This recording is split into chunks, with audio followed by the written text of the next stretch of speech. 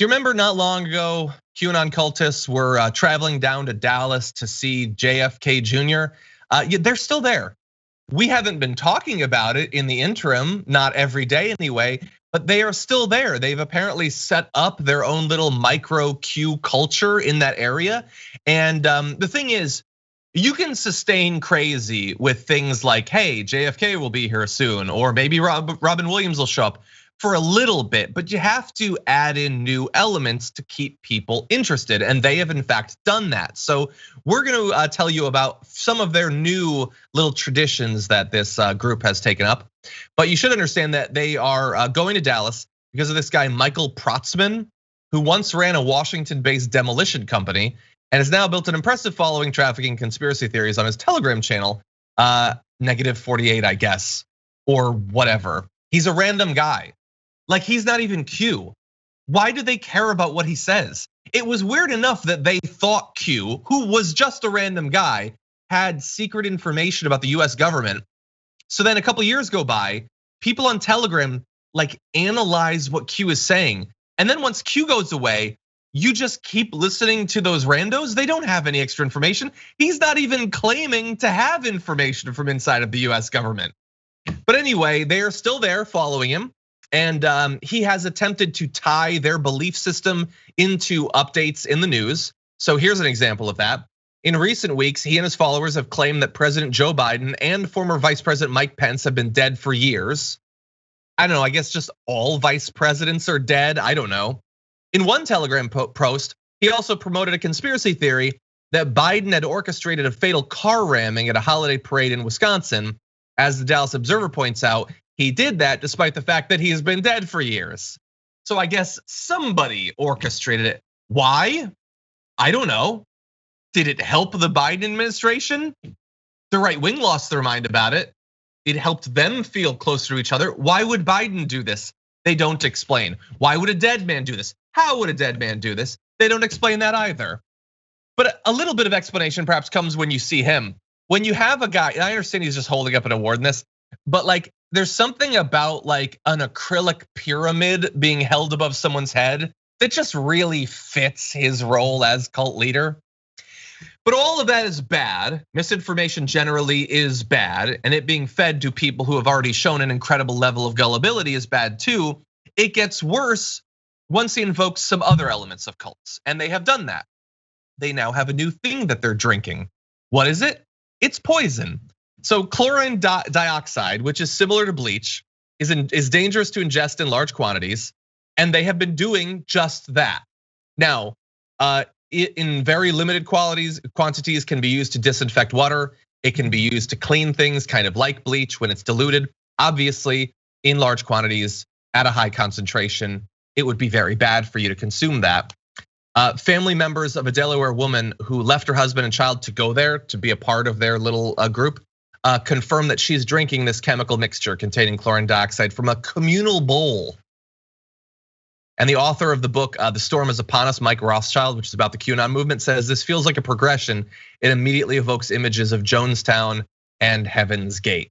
Because of course it does. When you have a group of people who all believe the exact same thing, congregating around a communal bowl and drinking poison, that is worrying, and it should be.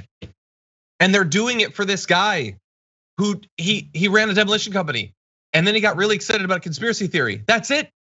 He has no conduit to God or the creator, or as far as I know, even Ron Watkins, who apparently was the Q guy. He certainly has no secret information about the government. So the idea that you would give up your life, you would give up your job, even just to travel to be with this guy is maddening. And I can't even imagine what the family and friends of this woman are going through. But then the idea that they're now drinking poison together, it just seems like kind of the way that this had to go. By the way, that's not the only negative thing that you can drink. Anti-maskers, anti-vaxxers, basically people who don't want to take COVID seriously, they've got a new scam too.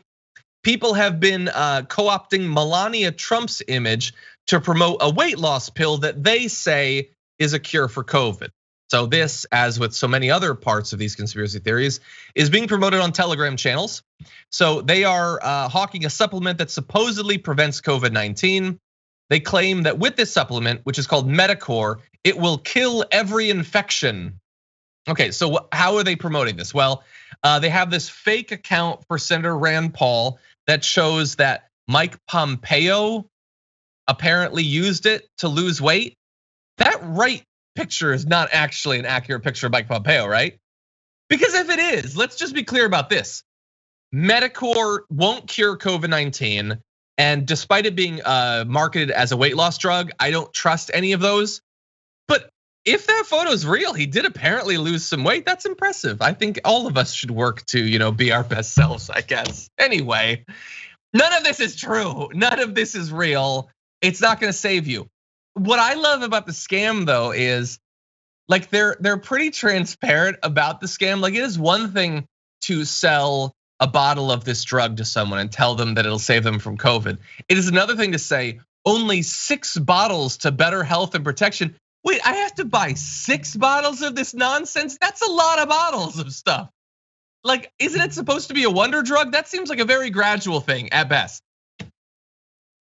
Anyway, they're using not only him, but images of Donald Trump.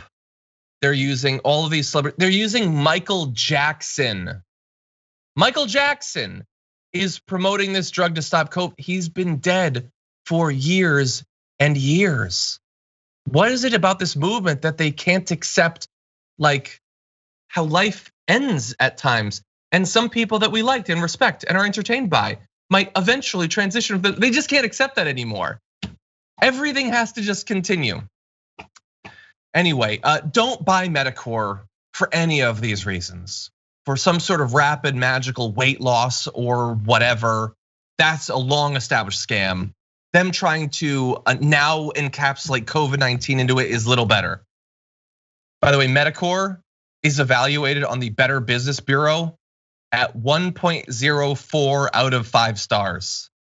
Who's giving them the 1 star? I would love to know that.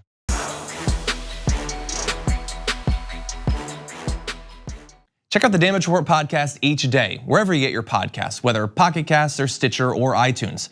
You can join me as I give you the news and stories you want, with a range of co-hosts and interview guests jumping in on the fun each day. Again, that's the Damage Report, wherever you get your podcasts. And if you get them at iTunes, don't forget to rate and review. Sometimes I'll read them live on the show.